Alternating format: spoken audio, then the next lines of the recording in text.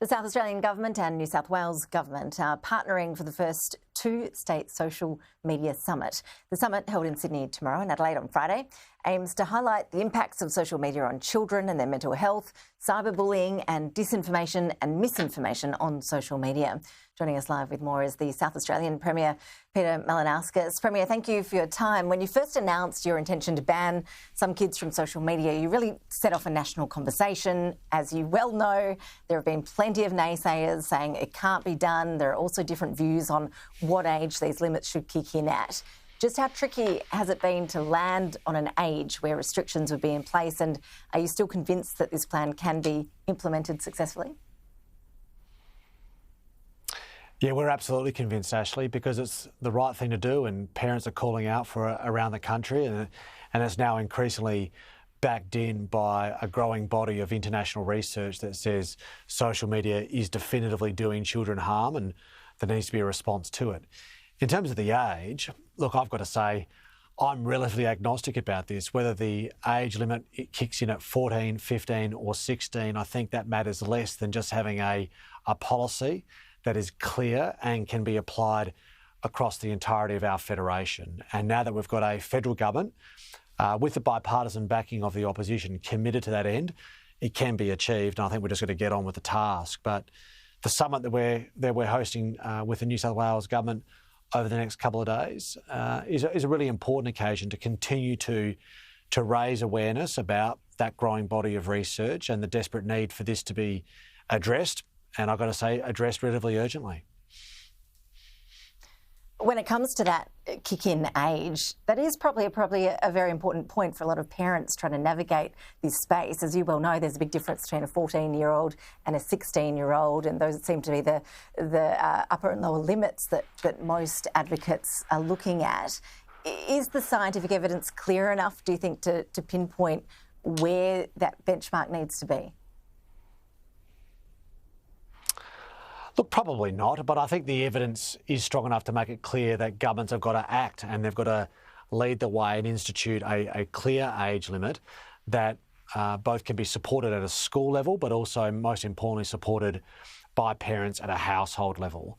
And, you know, from my perspective as a parent, if nothing else, I just think everybody wants to know what the rules are, and we can collectively go about applying them and saying to our kids, to our children, that no, you've got to put the social media account to one side and you can't yet get access to it because this is the rule that is being applied across the country. Now, our original proposition, we basically took from the state of Florida, which was to have an age limit at 14, and then for 14-year-olds and 15-year-olds, they will require parental consent.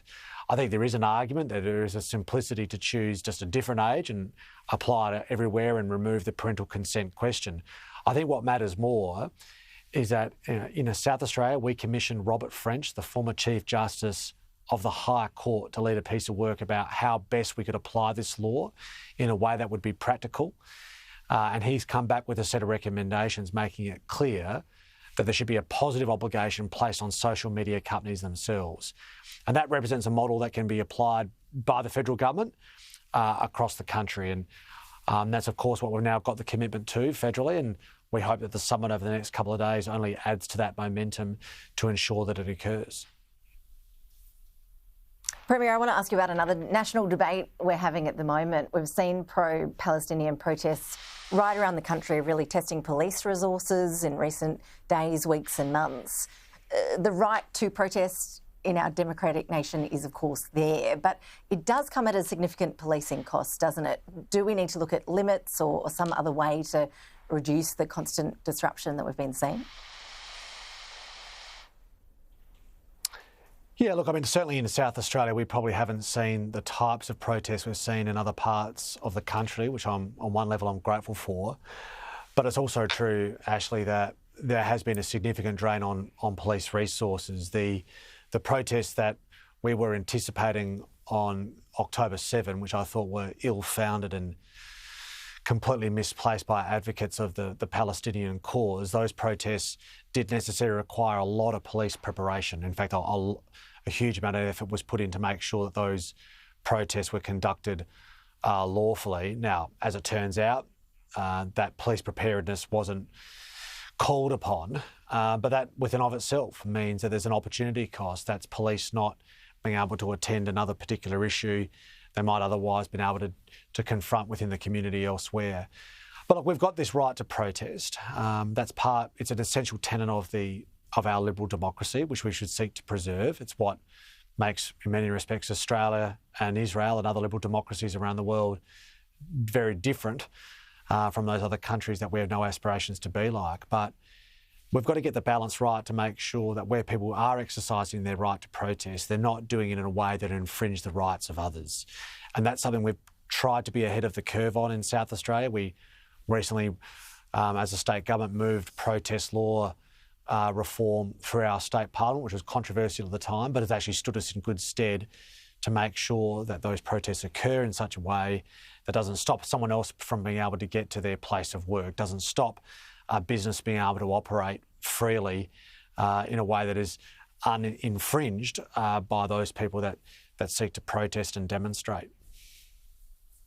I understand Section 37 of the South Australian Summary Offences Act actually outlaws the possession, production or distribution of extremist material.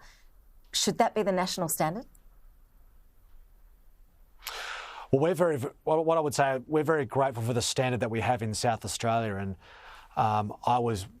naturally I welcomed that the South Australian Police Commissioner publicly identified that section of the Summary Offences Act, Section 37, and made clear to anybody that would seek to protest on October 7, if they display on that day, or any other day for that matter, a symbol supporting a terrorist organisation such as Hezbollah, then they would face the full force of the law. They would face a criminal sanction, as they well should. I mean, there's a difference between exercising one's right within a liberal democracy to express a point of view. There's a difference between that and supporting a terrorist organisation that often support the very ideals that are at the expense of liberal democracy within of itself. So, we've got to draw a line on the basis of that principle here in this country, and I'm very grateful that in South Australia we have very clear laws that give police the tools they require to not just ensure that terrorism isn't allowed to have its word spread, but in actual fact protect liberal democracy itself. Just finally, Jewish leaders, as you know, have been pushing for the major parties to preference the Greens last in reaction to the views that they've been espousing on Israel. Do you support that call? Is it hypocritical for your party, the Labor Party, to rely on Greens preferences?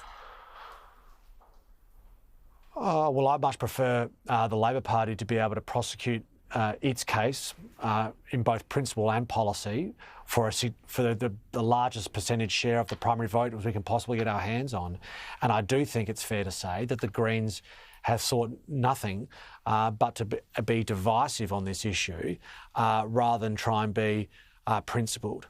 And there is no doubt, Ashley, that the Greens are seeking to exploit the Israel-Palestine conflict for their own political purposes, and they do it in such a way that is often completely unprincipled. So I too reject that approach. When it comes to accepting Greens' preferences, well, that ultimately is a matter for the Australian voter, whether it be at a state or a federal level. They choose which way their preferences go, and I would certainly never be advocating for someone voting Greens, because I often don't think that decision, in my view, not surprisingly, is consistent with the national interest. Premier Peter Malinauskas, really appreciate you making the time to speak with us today. Thanks so much.